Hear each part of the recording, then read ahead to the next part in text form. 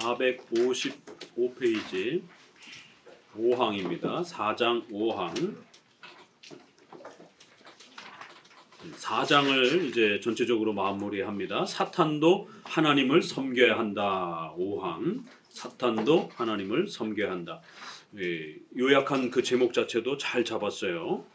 이 소제목은 번역자가 잡은 거예요. 여기 번역자마다 이게 소제목이 좀 차이가 있습니다. 장과 이렇게 큰 권만 칼빈이 나눴고, 요 항의 세부 항목은 번역하면서 이제 이렇게 잡게 된 겁니다. 이거 잘 잡았어요. 사탄도 하나님을 섬겨야 한다. 주께서 버림받은 자들을 섭리로 여러 가지 목적에 배정하실 때마다 사탄이 개입해서 그들을 선동한다. 이렇게 버림받은 자, 유기자들, 분명히 예정론에서 선택받은 자들이 있고 버림받은 자가 있다라고 하는, 그래서 그 버림받은 자들을 또 사탄이 선동해서 또 그렇게 다스려가는 또 그러한 자리도 있다라는 겁니다. 우리가 이제 부패한 인간을 하나님이 어떻게 다스리는가, 특별히 인간이 죄를 범할 때, 죄된 행동을 할 때 하나님은 그 인간의 죄 속에 어떤 식으로 하나님은 하나님의 주권과 섭리의 역사를 또 다스리는가, 이걸 까딱 잘못 말하게 되면 이렇게 하나님이 죄를 만드는 것처럼, 죄의 주인인 것처럼 이렇게 말하면 큰일 납니다. 하나님은 악한 신이 되는 거예요.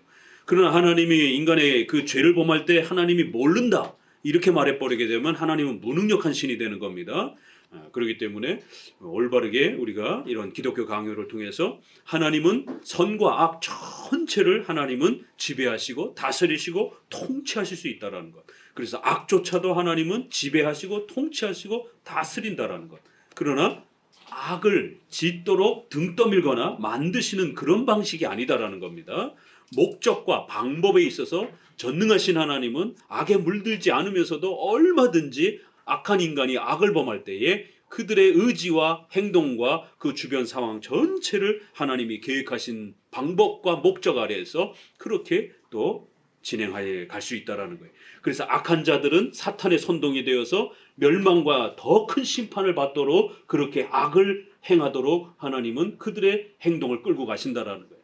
또 선한 자들은 우리 성도들이 혹시라도 죄를 범하고 악을 행했을지라도 그 모든 것이 합력하여 선을 이루도록 또 성장, 성화의 그런 열매를 맺도록 그렇게 하나님은 또 놀랍게 변화시켜서 우리 성도들을 성장시키는 그러한 역사를 행한다는 겁니다. 그럴지라도 이 하나님의 주권과 섭리는 반드시 인간을 기계적으로 지배하는 게 아니기 때문에 인간의 의지를 인격적으로 사용합니다. 그래서 악인도 자신의 악에 대한 선택을 자기가 책임져야 되는 거고, 선을 우리 성도들이 선택했을 때는 상을 주시는 거고, 악을 선택했을 때는 징계를 통해서 또 이렇게 회개할 기회를 주셔서 성장시키는 것이에요. 이것이 하나님의 섭리의 아주 신비로운 방식입니다. 이러한 하나님의 섭리 법칙을 잘 알아야 신비주의에 안 빠지게 되는 거예요.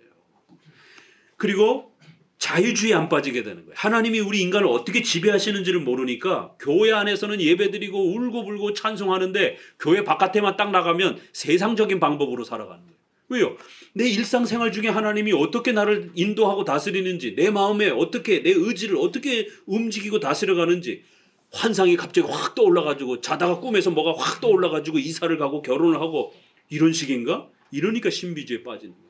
이걸 가르쳐 주질 않으니까. 하나님이 어떻게 일상생활 속에서 우리의 의지와 마음과 내 삶을 움직여 가시는지, 더더욱이나 우리가 악을 행할 때는 또 어떻게 하나님은 일하시는지, 이걸 배워본 적이 없는 거예요. 그러다 보니까 신비주의에 빠지고 또 교회에서만 신앙을 하고 세상으로 나아가면 그저 과학적이고 이성적이고 이러한 일반적인 상식 수준에서 세상 사람들하고 똑같이 그냥 살아가는 거예요.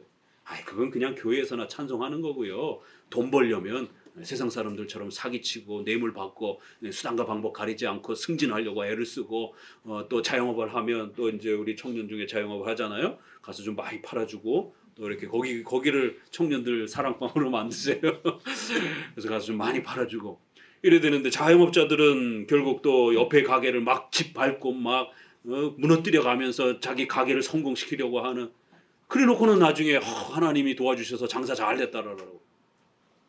옆집 사람도 알고 교인도 알고 다 아는 거예요. 어떤 방법으로 성공했는지, 남의 눈에 피눈물을 나게 하면서 성공한 건지 다 안단 말이에요, 주변 사람들. 그래 놓고는 자기 혼자 하나님께 영광을 올려드린다고. 교회 안에 11조만 많이 하면 하나님이 영광 받는 겁니까?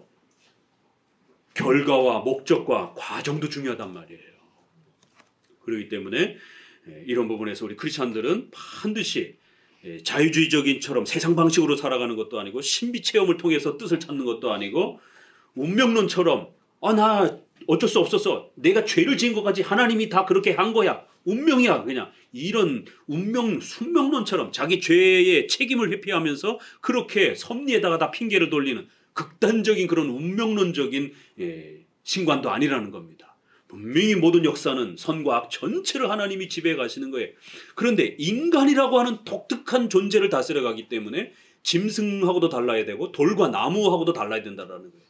인간은 의지를 가진 인격적 존재요, 하나님의 형상을 가진 존재이기 때문에 인간의 의지와 마음이 작동되는 방식으로 그들의 마음과 의지가 선과 악을 분별하면서 살아가도록, 그래야 인격적인 존재예요. 인격이라는 말은 한마디로 이성을 갖고 있다라는 거예요. 이성을 갖고 있으면 이성적인 행동을 하셔야 돼요. 선과 악을 잘 분별하셔야 되는 겁니다. 근데 왜 교회만 오면 이성을 차단하고 막 까무러치면서 점 찍듯이 그렇게 인생을 사냔 말이에요. 이게 신비주의란 말이에요. 그걸 아주 경건하다고 그러고 병원 못 가게 하고 이런 일반적 상식을 사용하는 걸 죄악시 취급하고 무조건 기도해가지고 뭔가 떠오르면 그게 하나님의 계신 것처럼 이렇게 샤머니즘, 미신처럼 살아가게 만든단 말이에요. 이걸 신앙의 이름으로 포장을 해놓고 이성적으로 상식적으로 살아가는 거를 아주 비난했단 말이에요. 아니요, 인간은 이성을 가지고 있기 때문에 성경에서 명백한 이런 교리 외에 나머지 부분들은 일반 계시는 인간의 이성으로 작동이 되는 겁니다. 이성으로 판단이 되는 거예요. 자연 만물 속에서도 하나님의 뜻이 나오는 겁니다. 비가 오면 우산을 들고 나가는 거예요. 이게 상식적인 겁니다. 날씨가 봄이 되면 씨를 뿌려야 되는 거예요. 가을에 씨를 뿌려놓고 하나님 열매가 맺을 줄로 믿습니다, 이러면 안 된단 말이에요. 봄에 씨를 뿌리고 가을에 걷어들이는 거예요. 예수님이 너희가 하늘이 붉으면 말씀하잖아요. 날씨가 좋겠구나 그러면서 또 흐리겠구나 판단을 하고 일을 하면서 시대의 이러한 자연은 분별하면서 이런 시대의 징조는 여호와의 그 메시아인 이런 하나님의 복음의 말씀은 왜 분별을 못하느냐라고 책망하는 거예요. 예수님도 자연의 이러한 질서를 따라서 너희가 살아가는 걸 그건 충분히 판단하면서 부정한 게 아닙니다. 전쟁이 나려면 망대를 어떻게 쳐야 될지, 전쟁을 어떻게 준비를 해야 될지, 그러면은 힘이 모자르면 적군에게 미리 가가지고 화해를 하고 항복을 하든지 살궁리를 찾을 거 아니냐. 이렇게 이러한 시대적인 이러한 많은 삶에 있어서는 이런 것들은 분별을 하면서 왜 신앙적인 건 못 분별하냐라고. 예수님도 일반 계시를 다 인정하는 거예요. 예수님이 배가 고프시니까 어떻게 해요? 제자들이 밥을 구하러 가는 겁니다.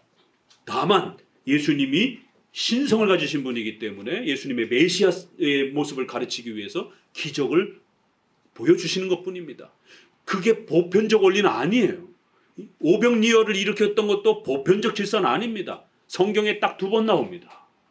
5,000명을 먹이시고 4,000명을 먹이시고, 그리고는 일상적으로 도시락 싸갖고 와서 밥 먹고 이러는 것이에요. 그 2개만 집중하고서는 일도 안 다니고 그저 하늘에 기도만 하면서 기도원에 올라가서 뭔가 만들어질 것처럼 자신의 책임은 다 회피하고 하나님께 모든 핑계를 대고, 그래서 잘 되면 내가 열심히 기도해서, 안 되면 하나님이 왜 이렇게 안 해주셨는가, 이렇게 되는 거예요. 뭐 잘 되면 내 탓이고 못 되면 조상 탓이라고. 이게 인간의 본능인 겁니다, 이게. 그래서 이러한 교리적 가르침들을 통해서 오늘 우리가 시편에 있는 말씀도 배운 것처럼 연결되잖아요. 이게 다 분리되어 있지 않잖아요. 이렇게 교리를 잘 정립하니까 성경이 읽혀지는 거예요. 성경이 잘 읽혀지면 그걸 요약해 놓은 교리가 훨씬 더 재미있고 훨씬 더 정확하게 이해가 되는 겁니다. 오늘 인간의 악의 이러한 의지와 마음을 하나님이 어떻게 지배하시는가를 인간론으로서 딱 정리를 해주고, 신관, 섭리 안에서 인간의 부패와 인간론과 연결해서 정립해 주는 거예요. 그럼 우리 성도들은 특별 은총과 관련해서는 십계명을 열심히 연구해야 되고, 일반 계시와 일반 은총과 관련해서는 상식적인 그러한 교육과 상식적인 그러한 모든 문화적인 이러한 정보들을 부지런히 이렇게 공부해서 가지는 것입니다. 그래야 우리 성도들이 생활에 자립이 되고 또 사회적으로도 성공하고 자라가는 것이. 이 가난은 계속 반복이 되고 대물림됩니다. 명심하셔야 돼요. 자본주의 사회에서 가난에 대한 부분들을 벗어나지 못하면 생명의 위협을 받습니다. 그래서 크리스찬이라 할지라도 경제적 자립을 이룩할 수 있도록 최소한 이러한 최저 생계비, 또 이러한 주거에 대한 안정성, 이런 부분들이 확보되지 않으면 부단히 근검전략하면서 이렇게 경제적인 부분들에 열심히 공부해서 주거의 이러한 자립, 또 그다음에 생활비의 이러한 의료비라든가 생활비 부분에 있어서 최소한의 안정성을 갖출 수 있는 그러한 경제적 자립에 대한 부분들은 부단히 연구하셔야 됩니다. 경제를 모르면서 하나님 앞에 기도만 하면서 돈 벌게 해달라라고 가난을 계속해서 고통을 겪게 됩니다. 왜요? 인간의 책임을 다하지 않았기 때문에. 그런 하나님께서 징계 차원에서라도 계속 가난에 두게 되는 거예요. 왜요? 하나님이 주신 일반 계시를 사용하지 않았기 때문에. 크리스찬이라 할지라도 하나님은 두 개의 분별의 수단을 주셨어요. 하나는 성경을 주셨습니다. 특별 계시. 하나는 우리에게 이성을 주신 것입니다. 그래서 우리 개혁주의는 이 두 개를 사용해서 항상 우리의 삶을 살아가는 겁니다. 그럴 때 여러분들이 경제적 자립을 하기 위해서는 부단히 경제신문을 읽고, 요즘 청년들은 이게 핸드폰에 이렇게 익숙해지다 보니까 매일경제신문이라든가 이런 경제신문 안 읽잖아요.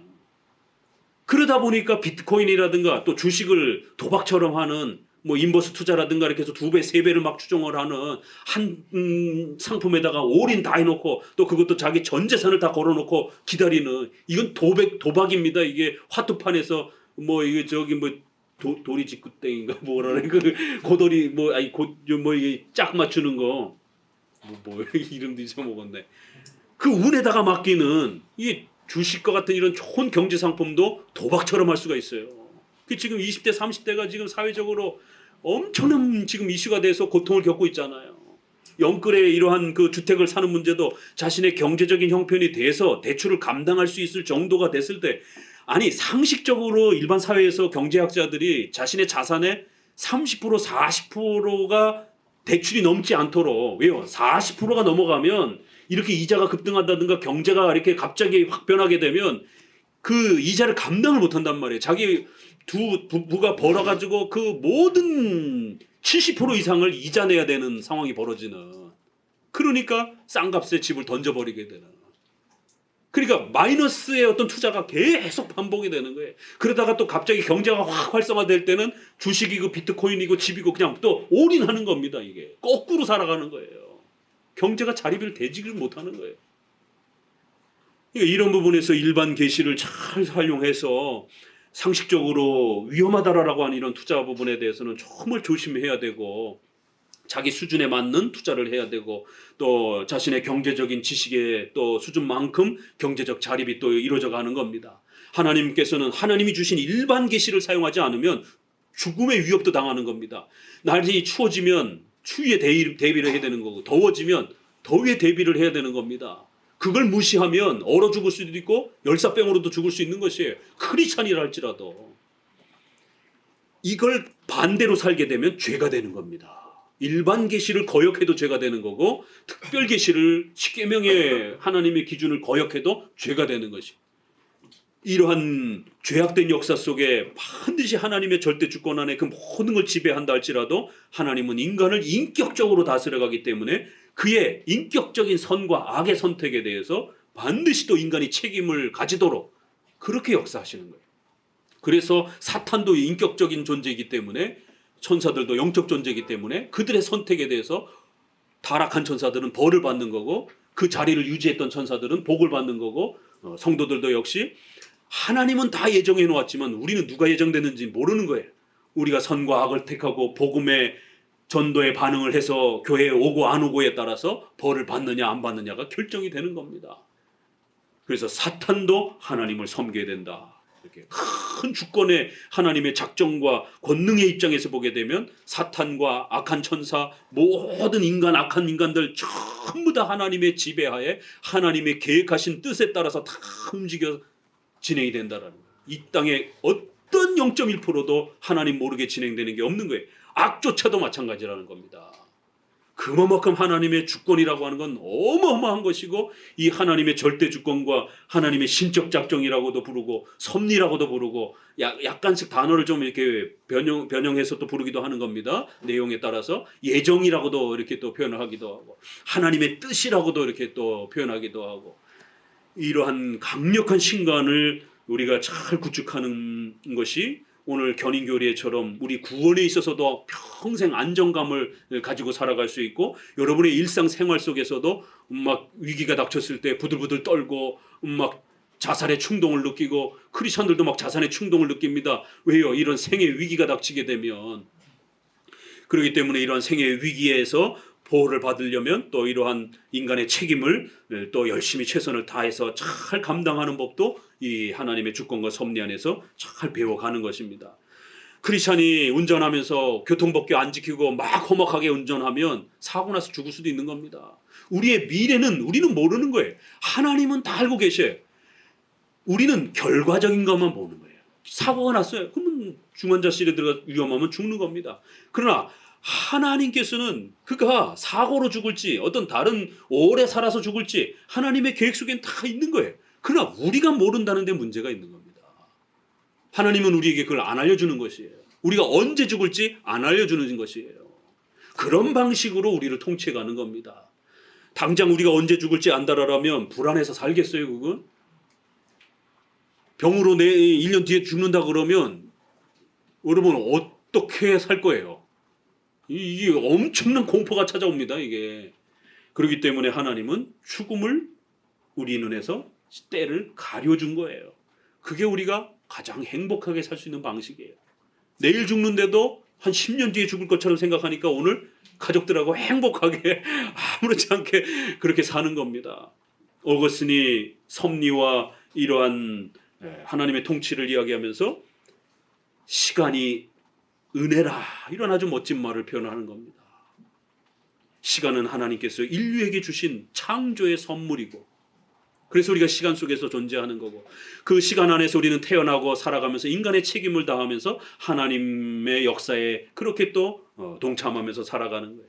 또 그 시간에 이러한 하나님의 다스림 때문에 때로는 우리가 아파하고, 또 이웃과 친척과 또 사랑하는 사람과 싸우기도 하고 티격태격하고, 또 자식들하고도 또 티격태격해도 1년 지나면 그 분노와 또 막 속상했던 마음이 싹 또 사라지는 거예요. 그래서 화해도 가능한 거예요. 시간이 흘러가지 않으면, 인간의 이 망각이 작동되지 않으면 그 분노함과 이 억울함이 계속 인간을 지배를 해서 잠 못 자고요, 완전 폐인돼 버립니다. 우리 여성들이 그 죽을 것 같은 출산의 고통들이 얼마나 큽니까? 근데 시간이 지나면 싹 망가가는 거예요. 그래서 또 낳는 겁니다. 그 죽음의 고통을 또 아이를 보면서 즐거워하면서 그 행복함을 또 기대하면서 아이의 출산에 또 들어가는 거예요. 이렇게 하나님이 시간을 지배하시는데 그 시간을 인간에게 어떻게 주실지, 고난의 시간을 줄지 행복한 시간을 줄지 좀 어려운 시간을 줄지, 그건 하나님이 결정하는 겁니다. 24시간은 365일은 절대로 불공평하지 않아요. 그렇죠? 부자나 가난한 자나 모두가 똑같이 365일이 시간이 지나가는 거예요. 그 시간 속에서 우리가 어떻게 살아가야 될 것인지는 또 우리들 스스로가 하나님 앞에서 책임감을 가지고 선택하는 겁니다. 이렇게 시간은 하나님의 놀라운 창조 역사 속에서 그 시간이 작동되어져 가는 그 하나님의 섭리의 다스림 속에서 우리 인간이 얼마나 놀랍게 통치와 다스림을 받으며 살아가는지, 또 우리가 태어나서 또 결혼이라고 하는 이런 또 행복한 시간들을 갖고, 또 인생에 있어서 이런 소중한 또 자녀를 또 낳아서 키우고 이런 즐거움들을 누리고, 또 수많은 아픔과 또 어려움들을 또 겪다가도 그것이 망각을 통해서 시간이 지나면서 다 스쳐 지나가는 그래서 또 이렇게 나이가 좀 먹으면 젊어서는 혈기가 왕성해가지고 용서 못했던 사람들도 주변에 그런 사람들도 용서하게 되고 하나님이 이렇게 우리를 돌봐주시지 않으면 우리 살 수가 없어요. 그래서 시간은 하나님의 은혜다라라고 하는 이 멋있는 말을 섭리 안에서 하나님이 이 시간을 가지고 우리를 어떻게 지배하시고 다스려 가는지, 그렇기 때문에 이제 우리 연세가 좀 있으신 분들, 60이 좀 넘으신 분들은 이제 인생을 이렇게 돌아볼 줄 아셔야 돼요.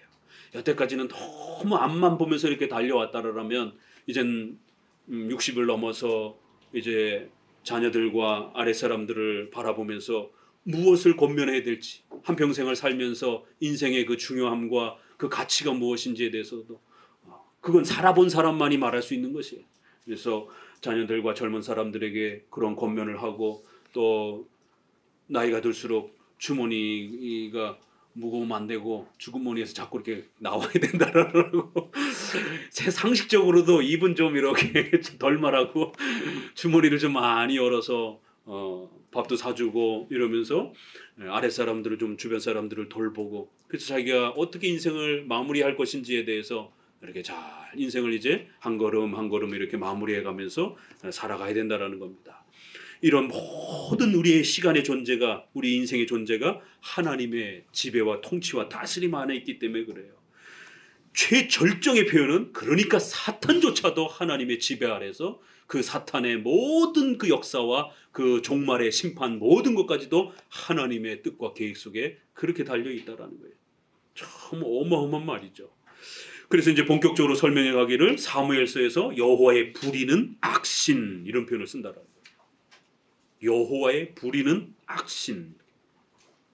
하나님이 사탄을 도구와 수단으로 사용하신다라는 거예요. 선한 천사를 통해서도 일하실 때도 있지만 우리 인간의 죄악을 벌하실 때는 또 악한 신을 사용하시기도 합니다. 이것을 성령에 대한 말씀이라고 하는 것은 부당하다. 이렇게 이 사무엘상에서 이렇게 사울이 막 악신이 들려가지고 막 다윗을 죽이려고 하잖아요. 그 악한 신이 들려버린 거예요. 악한 신이 지배를 하는 거예요. 7 귀신이 들려가지고 뭐 신약에도 보게 되면은 막 그 괴롭히는 이런 마리아 여인 나오잖아요. 나갔는데 이 또 악한 짓을 하고 그러니까 더 많은 귀신들이 들어왔다 뭐 이런 표현도 있단 말이에요. 인간은 이렇게 눈에 보이지 않지만 악한 신의 또 이런 선동과 지배를 받는다라는 겁니다. 이것을 성령이라고 말하면 안 된다라는 거예요. 이건 악한 신이라는 거예요. 하나님은 그 악한 신을 사용해서 그렇게 징계하시기도 하고 또 그들을 통치하신다라는 겁니다. 그러므로 불결한 영을 하나님의 영이라고 부르는 것은 그 영이 스스로 자신의 주가 되는 것이 아니라 하나님의 뜻과 권능에 순종해서 응해서 하나님의 한 도구로 행동하기 때문입니다. 동시에 우리는 바울의 가르침도 첨부해야 된다. 그는 오류와 유혹이 역사하는 것은 진리에 복종하지 않는 자들이 거짓을 믿게 만들려고 하나님이 보내셨기 때문이라고 한다. 이 데살로니가후서 2장 굉장히 어려운 말씀입니다. 우리 한번 읽어볼까요? 데살로니가후서. 많은 분들이 조금 전에 점심 먹고 후에도 또 한 성도와 대화하다가 그 비슷한 질문들을 했는데, 이상한 교회들은 왜 이렇게 사람들이 많이 몰리죠, 목사님? 왜 이렇게 성경을 잘 가르치고 바르게 하는 교회는 이렇게 사람이 이렇게 잘 안 오죠? 이 인간의 죄악 때문에 그런 겁니다. 목사님 탓하시면 안 돼요. 목사님이 무능력해서 이러지 마시고, 칼빈이 목회할 때도 졸는 사람이 있습니다. 바울이 설교하는데도 조는 사람이 있었잖아요. 누구죠? 유두고라고. 근데 신목사님이 설교할 때 조는 사람이 왜 없겠어요? 칼빈이 설교해도 싫어하고 거부하고 이런 사람인 것처럼 이건 인간의 죄악의 본성 때문에 그런 것입니다. 데살로니가 후서 2장 10절 같이 읽어봅니다. 시작.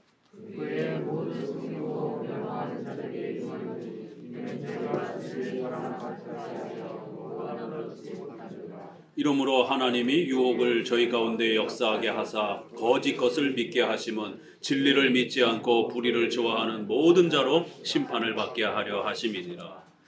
제가 개혁주의를 안 배웠을 때는 이 구절이 도대체 무슨 뜻인가가 굉장히 어려웠어요. 아니 어떻게 하나님이 유혹을 저희 가운데 이게 말이 되나? 이게 하나님이 유혹하셨다? 하나님이 어떤 악을 저들 가운데에 던져 넣으셨다라는 거예요. 그래서 저들이 거짓을 믿게 됐다라는 거예요. 우리가 소위 말해서 이단이 왜 이렇게 많죠? 하나님이 이단을 이게 굉장히 어려운 구절이란 말이에요. 그래서 우리가 이렇게 결과적으로 기독교 역사의 논쟁 속에서는 이단들이 많습니다. 그러나 그 이단이 존재하는 이유를 잘 말해야 돼요. 그렇죠? 그 이단 때문에 교회는 교리 논쟁을 하면서 열심히 성경을 연구하면서 수많은 시간들을 또 성경 연구하고 또 신학자들을 길러내면서 교회가 아주 단단해지기도 하고 더 교회가 전문화되어지는 이러한 또 열매를 누리기도 합니다. 그러나 그렇다고 해서 이단을 많이 만들어내자 이럴 수는 없잖아요. 그렇죠? 이게 로마서 3장에 있는 것처럼 죄가 많은 곳에 은혜가 넘친다 그러니까 이걸 잘못 이해해가지고 그래 그러면 죄를 많이 지을까? 이런 인관론, 신관을 잘못 이해하면 이런 일이 벌어진다는 거예요. 하나님이 유혹을 저희 가운데 역사하셨다. 그래서 거짓이 팽배하도록 만들었다는 거예요. 그래갖고 거짓을 믿도록 혼란함을 주셨다는 거예요.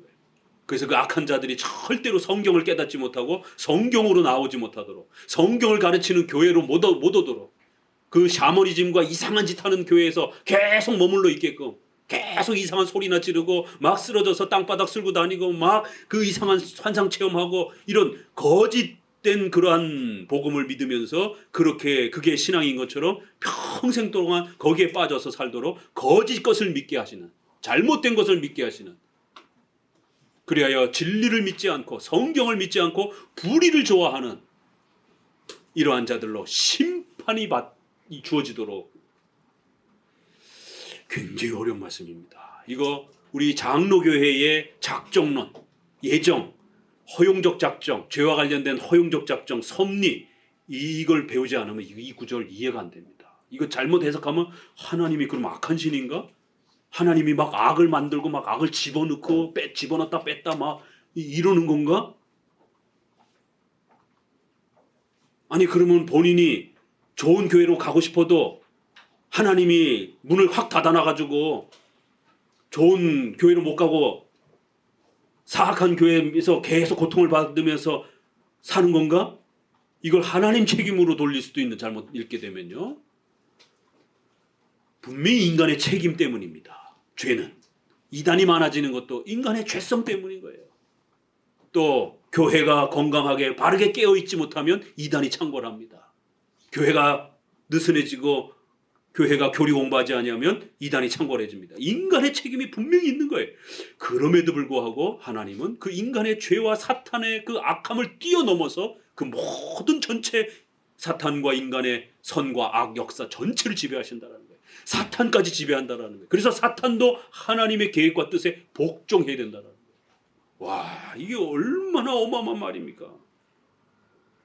오류와 유혹을 역사하사. 역사라는 말은 뭐예요? 하나님이 그렇게 했다라는 거예요. 거짓 것을 믿게 했다. 악에 빠지도록 했다라는 거예요. 그래서 이 구절이 해석하기가 굉장히 어렵다라는 겁니다. 이렇게 성경은요 쉽게 보면 뭐 대충 이해되는 구절이 이렇지만 자세히 읽으면 이렇게 신학자들조차도 쩔쩔맬 정도로 그렇지만 이런 부분들을 우리 선조들이 신조와 교리문답을 통해서 이렇게 잘 정리해 준 겁니다. 그러면 여러분들이 처음부터 구약에서부터 계시록까지 다시 해석할 필요는 없는 거예요. 이미 벌써 해석된 게 어마어마하게 많으니까 그걸 도움을 받아서 우리는 또 더 깊이 성경으로 들어가면 되는 겁니다. 이게 그런 하나님의 신적 작정과 죄와 관련해서는 허용적 작정. 그러면서도 인간의 책임을 분명히 우리가 물어야 되고 또 따져야 되는 그런 방식으로 하나님이 그 죄 가운데 역사하신다라는 그러한 내용이구나. 벌써 칼빈도 이렇게 인용하는 거예요. 자, 그래서 기독교 강요로 돌아와서 읽어봅시다. 데살로니가후서 2장 9절 뒤에 여긴 좀 별표 해놓으세요. 빨간 줄로. 읽어봅니다. 그러나 같은 행위에서도 주께서 하시는 일과 사탄과 하려고 하는 일은 언제든지 아주 다르다. 하나님은 이 악한 도구를 손에 잡고 마음대로 휘두르셔서 자기의 공의에 이바지하게 하신다. 악한 그들은 행동함으로써 그 부패한 본성이 생각한 악한 일을 실현한다. 얼마나 그 문장이 참 놀라운 표현입니까? 하나님, 사탄, 악한 자, 세 주체가 동시적으로 그 시간과 역사 속에서는 일한다라고 그랬죠. 그러나 하나님은 목적과 방법이 다르기 때문에 하나님께는 죄의 책임이 돌아가지 않는다라는 거예요. 그 악한 자들을 도구로 손에 잡고 마음대로 휘둔다는 거예요. 야, 그래서 하나님의 자신의 그 신적 계획과 하나님의 신적인 결정에 그들이 순종하고 이바지하도록 모두 다 다스리고 통치하신다는 거예요. 목사님, 신목사님 그렇게 세게 가르치면 성도들 나태해지고 게을러지지 않을까요? 그렇지 않습니다. 이 하나님이 얼마나 위대하고 광대하신지를 성도들이 몰라서 그렇지, 그걸 성경을 통해서 더 많이 알고 더 깊이 알게 되면 경외, 하나님에 대한 깊은 경외와 두려움과 또 존경, 사랑, 오늘 우리 하이델베르그에 읽었던 것처럼 그 하나님에 대한 무궁무진한 이러한 그 경외와 두려움과 사랑이 차고 넘치면서 오히려 하나님 앞에 지극한 감사함으로 우리 인생을 하나님께 드리고 싶어서 더 헌신하게 되는 거예요. 그게 하나님의 방법인 겁니다. 하나님이 무서운 회사 까다로운 사장처럼 어이 김 부장 이거 해 저거 해 이거 안 하면 이번에 보너스 안 줄 거야 이거 왜 이것밖에 못해서 다음에 다 너 삭감할 거야 이러한 까탈스러운 사장님이 아니란 말이에요. 오늘날은 하나님을 다 그렇게 조건식으로 신앙을 가르쳐 놔가지고 아주 까다롭고 변덕스러운 그러한 회사 사장처럼 그렇게 하나님을 이 성도들에게 소개시켜 놔가지고 그 조건을 충족하지 못해서 성도들이 늘 불안해하고 안절부절하고 걱정하고 그러다 보니까 더 많은 어떤 열심으로 뭔가를 해야 된다라고 하는 이 강박관념에 계속 시달리게 되고 그러다 보니까 결국에는 그 틈을 타고 경건주의라고 하는 신비체험과 자유주의자라고 하는 또 이런 율법주의 또 성화의 이런 강력함을 요구하는 그러한 또 이 성결교와 같은 또 이런 교단 이름 자체도 성결교잖아요. 또 감리교는 강력한 회개론 또 이런 회중파의 이러한 또 엄격한 율법주의적인 생활론 이런 부분들이 파고들면서 결국 기독교의 그러한 본질이 마치 성도들의 경건과 그런 거룩한 어떤 생활의 변화에 토대가 맞춰져 있는 것처럼 아니요. 기독교는 인간의 전적 부패, 노예의지, 전적 무능력한 인간을 하나님이 예정하시고 그리스도께서 자신을 버리시면서 희생해 주신 그 무한한 하나님의 아들이 죽으시는 이 엄청난 대가 그리고 성령 하나님께서 인간이 거부할 수 없는 그런 불가항력적인 은혜로 우리를 거듭나게 하시는 오죽했으면 거듭난다라는 표현을 썼겠어요. 중생이라는 말을 썼겠어요. 다시 태어난다는 말을 썼겠어요. 인간의 마음이 바뀌는 게 그렇게 어려운 거기 때문에 마치 세상을 창조하듯이 우리 인간의 마음을 다시 만들어주는 그런 성령의 어마어마한 세상 창조의 이러한 엄청난 그보다 더 힘든 그러한 역사로 인간의 마음을 새롭게 중생 거듭나게 해주시는 그런 은혜로 우리가 구원받은 겁니다. 어디 감히 요만큼 갖다 들여대고 마치 자기가 요만큼 한 거를 대단히 뭘 한 것처럼 이러한 인간론과 신관이 구축이 되게 되면 삶을 살아가는 자세가 달라집니다. 그럴 수밖에 없어요. 조그만 어려운 일이 주어져도 핑 삐져가지고 이러는 게 아니라 그걸 바라보는 관점과 시각 또 해결하려고 하는 자세와 태도가 달라집니다. 그래서 이 칼빈주의 개혁주의의 신관이 성경 정말 바른 성경적 신관이요. 그런 신관을 성도들이 구축하게 되면 우리에게 주어진 한평생을 정말 행복하고 하이델베르그 요리문다 윌문 인간에게 있어서 가장 큰 위로가 뭐냐? 돈 버는 거냐? 건강한 거냐? 세상적으로 성공하는 거냐? 그런 거 아니라는 거예요. 내가 내 것이 아니라 전능하신 하나님의 것이며 그러한 하나님이 그리스도를 통해서 우리를 구원해 주신 이 귀한 거를 깨닫고 그걸 마음에 사랑하고 그 하나님의 뜻에 따라 평생을 순종하면서 그렇게 살고 싶어하는 그 마음을 갖추는 것 그러한 신앙을 얻는 것, 이게 인생에 있어서 가장 큰 위로라는 겁니다. 오늘날 기독교는 복음을 잃어버렸어요. 신을 잃어버렸어요. 성경이 가르치는 신을 잃어버렸어요. 인본주의적인 신은 난무한데 정말 성경이 가르치는 이 소중한 구원주 되시는 그리스도, 우리의 삶 전체를 악한 자까지 지배하시는 이러한 창조주 하나님의 전능하신 분을 잃어버렸습니다. 그래서 칼빈주의, 개혁주의 교회가 여전히 그 교리를 지켜가려고 몸부림치는 겁니다. 자, 마무리합니다. 6항, 외형적인 일에서 하나님의 섭리는 사람의 뜻을 이긴다. 이런 표현들도 굉장히 강하잖아요. 6항, 선하지도 않고 악하지도 않은 행동에서 우리는 마음대로 할 수 없다. 때로는 중립적인 일도 있어요. 교리적인 부분에서 주제로 우리가 아데아포라, 양심의 자유를 우리는 존중해 주기 때문에 김치찌개를 먹을 거냐, 된장찌개를 먹을 거냐, 그건 여러분이 선택하시면 돼요. 그건 생활론에서. 그러나 신관에서 보게 되면 여러분이 김치찌개를 먹을지 된장찌개를 먹을지 하나님은 다 알고 계셔요. 딴짓 하지 마세요. 지금 목사님 쳐다보면서 딴 생각하고 있는지 하나님은 다 알고 계시는 거예요. 집에 뭐 급한 일이 있었고 빨리 가야 될지 엉덩이가 막 들썩들썩하는 마음속에 딴 생각하고 있는 거 하나님 다 알고 계시는 거예요. 생활론에 있어서는, 윤리론에 있어서는 우리가 김치찌개를 먹을지 된장찌개를 먹을지 양복을 입을지 캐주얼을 입을지 너가 알아서 선택하라는 거예요. 그러나 어떤 선택을 할지는 하나님이 전부 다 신적인 주권 아래서 전부 다 꿰뚫고 계신다라는 거예요. 우리 마음대로 할 수가 없다라는 겁니다. 전에 언급한 일이 있는 문제지만 그 자체로서는 의롭지도 않고 부패하지도 않았으며 영적 생활보다 물적 생활을 지향한 행위에 있어서 사람에게 어떤 자유가 있는가 하는 문제는 아직 설명하지 않았다. 요건 이제 십계명 설명할 때 아데아포라를 해서 양심의 중립 문제 나옵니다. 분명히 이제 이런 부분에서 우리가 인정을 할 부분은 양심의 선택 부분에서 중립적 주제가 있다는 걸 인정합니다. 그러나 그 선택의 인간의 의지의 마음 자체는 하나님이 지배한다라는 거예요. 그 밑에 11번, 그 아래 각주 11번에 좋은 말이 있습니다. 이게 바로 이것은 루터파가 하는 말을 의미한다 이러면서 인간 의지에는 사회생활에서의 의를 행할 자유가 다소간 있으나, 그래서 루터파는 인간의 의지가 뭔가를 할 수 있는 것처럼 약간 뉘앙스를 그렇게 말을 했어요. 이게 결국 나중에 알미니안주의로 넘어가는 겁니다. 더 세게 말을 해버린 거예요. 이거를 웨슬레가 이용을 해가지고 인간의 의지가 뭔가 하나님의 전능하신 섭리와 상관없이 뭔가 일을 할 수 있는 것처럼 또 그렇게 말을 하는 겁니다. 그럴 때 우리 개혁주의 쪽에서는 칼빈은 밑에 맨 아랫줄, 칼빈은 이런 모든 인간적 선택과 행위를 하나님의 섭리가 작용하는 범위 내에 둔다. 이런 게 차이라는 거예요. 넘어갑니다. 457페이지에 그래서 두 번째 단락 같이 읽어봅니다. 큰 두 번째 단락 시작. 하나님의 섭리의 힘이 미치는 범위를 본다면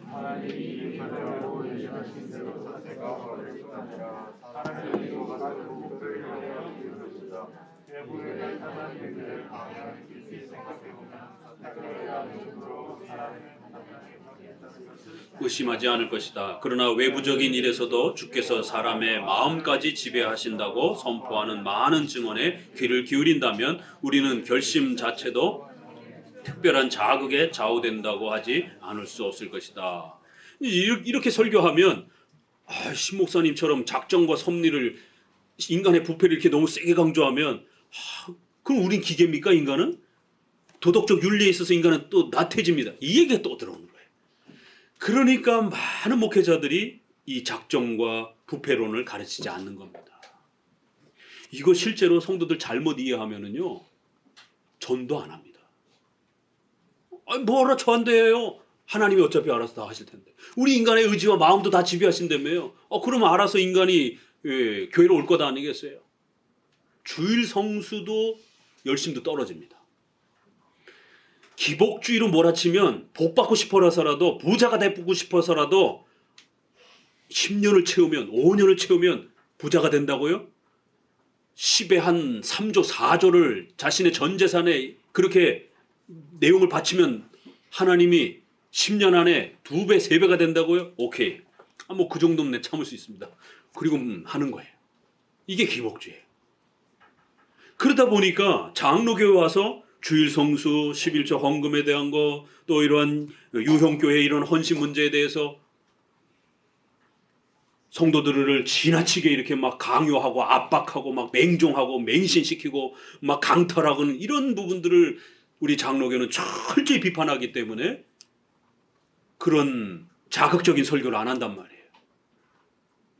그러다 보니까 성도들이 기복주의에서 이제 칼빈주의로 넘어오는 과정 속에 있기 때문에 이제 혼동이 발생이 되면서 약간 주일 성수도 느슨해지고 전도도 잘 안 하고 교회 봉사도 잘 안 하고 헌금 활동도 잘 안 하고 이런 현상이 벌어집니다.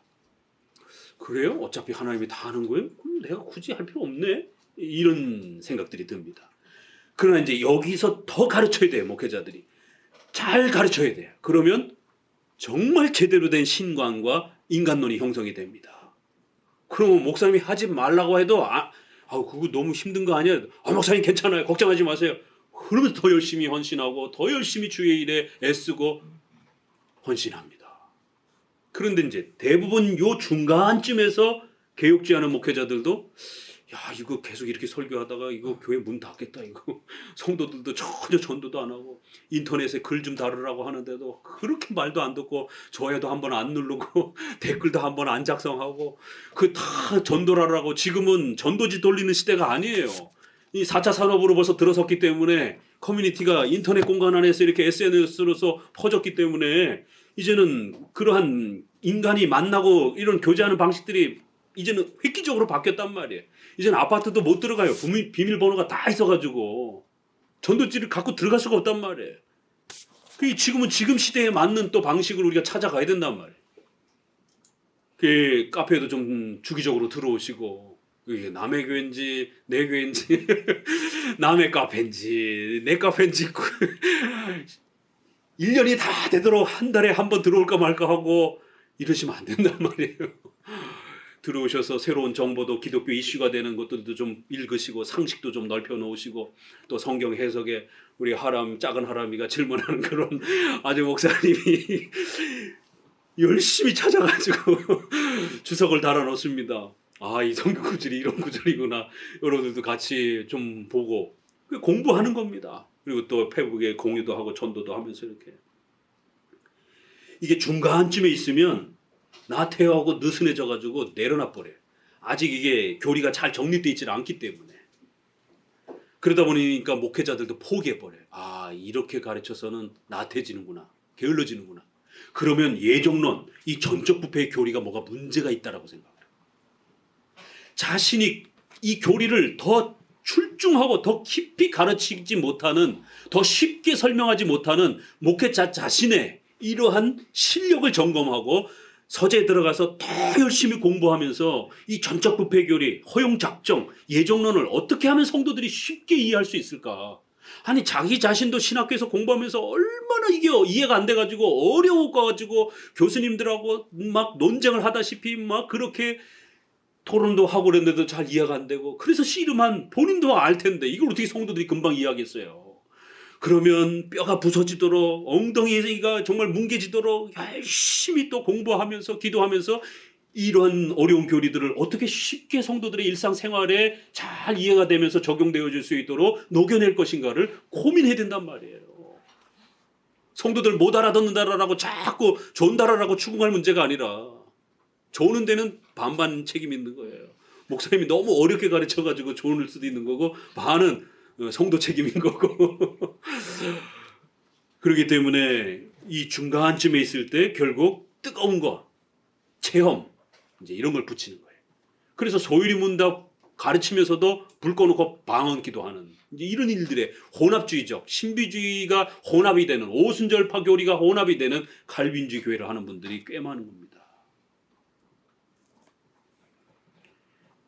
이 성경 교리를 성도들에게 씨름하면서 잘 가르쳐서 이 위대한 신관, 이 위대한 전적 부패의 교리를 성도들이 마음껏 먹을 수 있도록 어린애들은 잘게 쪼개서 죽처럼 먹여야 되고, 또 오래도록 20년 이상 저와 함께한 성도들은 맨날 들었던 얘기니까 그러면 이거 뭐 똑같은 교리인데 그럼 목사님이 뭐 딴 거 가르쳐야 돼? 어떻게 똑같은 거 가르쳐야 된단 말이에요. 하지만 난이도를 깊이 그래서 좀 더 아주 멋있게 또 화려하게 빵을 만들어서 견인이라고 하는 교리를 처음 들었을 때와 20년 뒤에 들어도 견인 교리가 와 이렇게 감탄할 수 있도록 그 데코레이션을 아주 멋있게 빵을 만들어서 줘야 또 20년 된 성도들은 야 견인 교리가 이렇게 재밌구나 이렇게 또 듣는 것이죠. 그러나 그렇게만 만약 설교하면 우리 이제 막 배우는 아이들은 다 좋은단 말이에요. 그러니까 목사님은 중간쯤에 맞춰놓고 가끔은 막 어린애 같은 설교도 하는 거고 또 가끔은 다 못 알아듣는 몇몇만 알아들으라고 어려운 또 이런 표현도 쓰는 겁니다. 여러분이 여기서 설교해 보세요. 얼마나 어려운가. 이 어린애부터 할아버지 할머니까지 전부 다 알아들을 수 있도록 말한다는 게 이게 쉬운 일이 아니에요. 차라리 여기 학생들만 앉아 있는다든가 여기 뭐 어른들만 앉아 있으면 오히려 설교하기 훨씬 쉽습니다. 이렇게 이 어려운 교회를 잘 녹여서 제대로만 깨닫게 되면 성도들이 눈물을 툭툭 흘리는 거예요. 야, 하나님이 광대하시다라는 게 10년을 읽었는데도 별 감흥이 없는데 칼빈주의 개념 아래에서 하나님은 광대하시다를 다시 읽어보니까 와, 막 가슴이 애려오는 거예요. 하나님은 선하시고 인자하시다. 뭐 CCM 부를 때 뭐 인자하시고 선하시고 얼마나 많이 불렀겠어요. 그러나 이 인자와 선함은 오직 은혜로 이 표현이에요. 이게 시편적으로는 그 하나님의 인자와 자비로 인해서 우리가 구원받았다라는 거야. 절대로 우리 공로가 아니라는 거야. 하나님이 우리를 불쌍히 여겨주시는 그 인자와 자비로만이 우리가 살아간다라는 거야. 야, 이게 다시 읽혀지는 거예요. 이 단어가. 아, 이게 그런 뜻이었구나. 자, 그래서 여러분들에게 이제 마지막 이 전적 부패와 관련된 이런 부분들을 이렇게 우리가 기독교 강의를 통해서 다시 읽어보면서 우리의 마음에 인간의 의지까지 지배한다라는 거예요. 이거 까딱 잘못 가르치게 되면 그래 나 아무것도 안 해도 되네 이런 오해가 있을 수도 있어요. 그래도 목회자는 돌파해야 되는 거예요. 성도들이 이거 들으면서 좋은다 할지라도 돌파해야 되는 겁니다. 구대기 무서워서 장 못 담그고 교리 가르치면 성도들 교회 부흥 안 될 거라고 겁먹어가지고 목회자들이 포기하면 안 되는 거예요. 목회자가 용기를 갖고 하나님의 말씀으로 승부를 거는 겁니다. 뭘로 승부를 걸 거예요 도대체? 하나님의 말씀으로 승부를 걸면서 성도들이 이 성경의 위대한 깊이를 데살로니가 후서의 이 깊이를 깨달을 때까지 계속 노력하는 거예요. 그러면 결코 핑계대면서 있지 아니하고 위대한 하나님의 주권과 또 우리 인간의 죄에 대한 책임을 동시적으로 잘 이해하면서 받아들이게 됩니다. 자, 출애굽기 11장. 그러면서 이러한 표현이 출애굽기에도 이렇게 나온다라는 거예요. 애국 사람들은 이스라엘 사람들에게 자기들의 가장 귀중한 돈을 물건들을 모두 빌려주었는데 누가 그들의 마음을 그렇게 기울게 만들었는가? 자, 출애굽기 11장 보세요. 야, 이게 그런 뜻이었구나. 이게 출애굽기 11장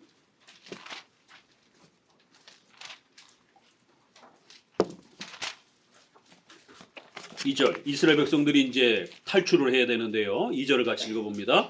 백성에게 말하여 남녀로 각기 이웃에게 은금 배물을 구하게 하라 하시더니 여호와께서 그 백성으로 애굽 사람의 은혜를 받게 하셨고 또 그 사람 모세는 애굽국에서 바로의 신하와 백성에게 심히 크게 배웠더라. 야, 이게 어떻게 가능하지? 이게? 왜요? 애굽에서 이스라엘 백성들은 노예로 살았어요. 다 빼앗기고. 근데 출애굽 직전에 이스라엘 백성들이 자기를 노예로 삼았던 주인한테 가서 야, 밀린 월급 내놔. 너 내 거 다 가져갔잖아. 돈 좀 내놔. 이랬더니 그 구두쇠 주인들이 갑자기 금고를 열더니 돈을 다 꺼내주는 거예요. 성경에 이런 역사가 있는 겁니다. 그래서 이스라엘 백성들이 만약에 그냥 나가면 빈털털이잖아요. 굶어 죽는단 말이에요. 또 나가서 나라를 세워야 되는데 돈이 없단 말이에요. 그러니까 하나님이 애굽 사람들의 그 강팍한 주인들의 그 구두쇠 같은 그들의 마음을 싹 바꿔놓으신 거예요. 그래서 이스라엘 백성들이 우리가 노동한 거 돈 내놔 그러니까 그래 다 가져가. 탈탈 털어서 준 거예요. 와, 하나님의 주권과 섭리란 이런 거구나. 여러분 직장에 상사 때문에 스트레스 받고 힘들어가지고 이놈의 직장 때려쳐야지 막 이러면서 고민스럽습니까? 그런 까다로운 주인을 여러분 곁에 세운 것도 하나님이신 거예요. 베드로 전서 2장에 있는 말씀. 시집을 갔더니만 세상에 까다로운 시어머니가 계셔요. 신랑은 괜찮은데 이 시부부 팀이 때문에 심히 고민이 돼요. 까다로운 윗사람을 주신 것도 하나님이시다 이렇게 나온단 말이에요. 그 섭리의 공간 안에 들어가라는 거예요. 견디라는 거예요. 신랑이 마음에 들면 하나님의 뜻이라는 거예요. 하나님이 우리 인생을, 우리 인간의 마음과 의지를 그렇게 지배한다는 거예요. 누가 그들의 마음을 그렇게 기울게 만들었는가? 결코 자진해서 그렇게 기울어지지 않았다는 거예요. 그러므로 그들의 마음은 그들 자신의 지배를 받았다기보다 주님의 지배를 받은 것이다. 참 멋있습니까? 이 출애굽기에 그런 뜻이었구나. 창세기 43장에서도 하나님께서 그 사람 앞에서 너에게 은혜 베풀기를 원하노라 이런 표현도. 106편에 또 잔인한 민족들의 마음을 길들여 인자하게 만드셨다라는 거예요. 그래서 이스라엘 백성들을 공격하지 못하게 했다라는 거예요. 또 그러나 사울이 경로에서 전쟁을 준비했을 때 그 원인으로서 하나님의 신이 크게 감동시킨 것이라고 또 이렇게 말한다. 아히도벨의 모략은 워낙 그 지혜로운 사람이어가지고 왕의 모사로 이렇게 활동을 했는데 신탁을 받는 것처럼 그렇게 생각하고 존경을 받았다라는 거예요. 그런데 압살롬의 마음이 그것을 받아들이지 않은 것은 않게 한 것은 누구였는가? 아히도벨과 다윗이 보낸 부하가 같이 압살롬에게 조언을 한 거예요. 왕이여, 지금 정신없이 도망갔으니까 이때 쫓아가서 당신 아버지를 잡아서 죽여야 됩니다. 그리고 그 부하들 죽이면 왕권이 견고해질 겁니다. 지금 군사도 정비하지 못할 겁니다. 얼마나 기가 막힌 전략입니까? 그런데 다윗이 심어놓은 또 다른 부하가 왕이여, 지금 공격하면 다윗은 산전수전 다 겪은 사람인데 아무리 급하게 도망갔어도요, 어중이 떠중이가 괜히 공격하다가 그 산전수전 다 겪은 그 맹장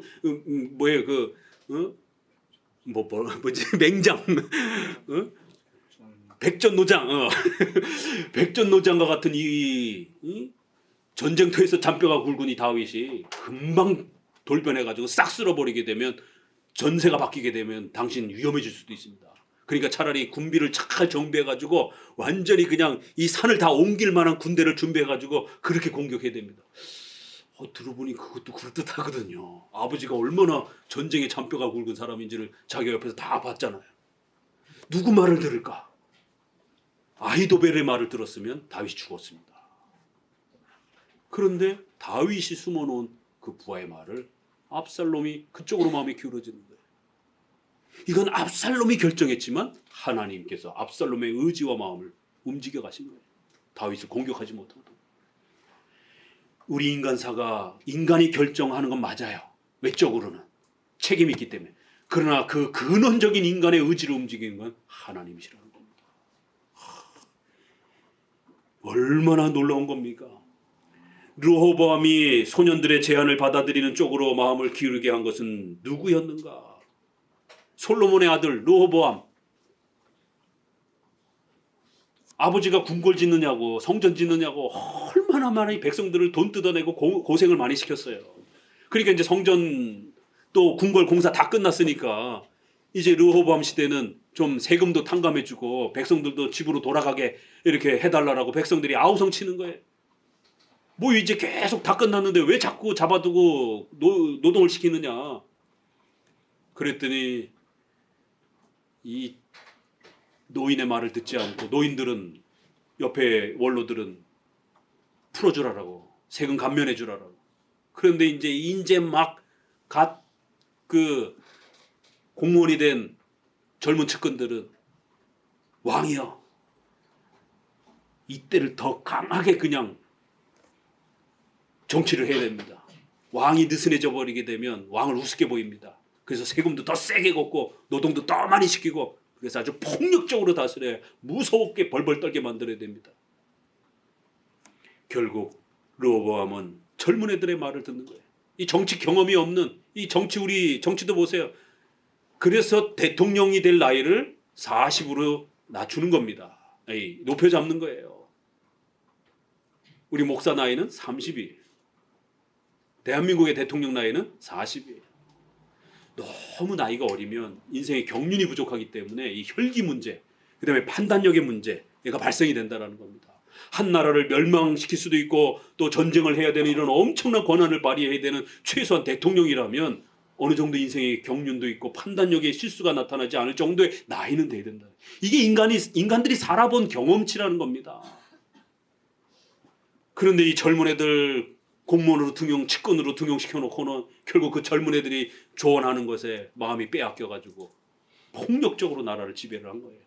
그러니까 결국 우리 여로보암이라고 하는, 조심해야 돼요. 르호보암은 솔로몬 아들이고 여로보암은 이제 부하였는데 결국 그를 중심으로 해서 북이스라엘의 10지파가 쪼개져 나가는 거예요. 어떻게 보면 이거는 인간의 정치적 욕심인데 하나님이 그렇게 하셨다는 거예요. 계속 넘겨봅니다. 7항 모든 경우에 하나님이 우리의 자유를 지배하신다. 단어 한 요약 문장이 참 우리가 이렇게 쉽게 받아들이기 어려운 표현들입니다. 어떤 사람은 이것은 특수한 예임으로 이것을 원칙으로 삼아서 모든 경우에 적용해서는 안 된다고 항의할 것이다. 그러나 이 예들은 내가 주장하는 것을 충분히 증명해 준다. 같이 읽어봅니다. 즉 하나님께서는 섭리의 길을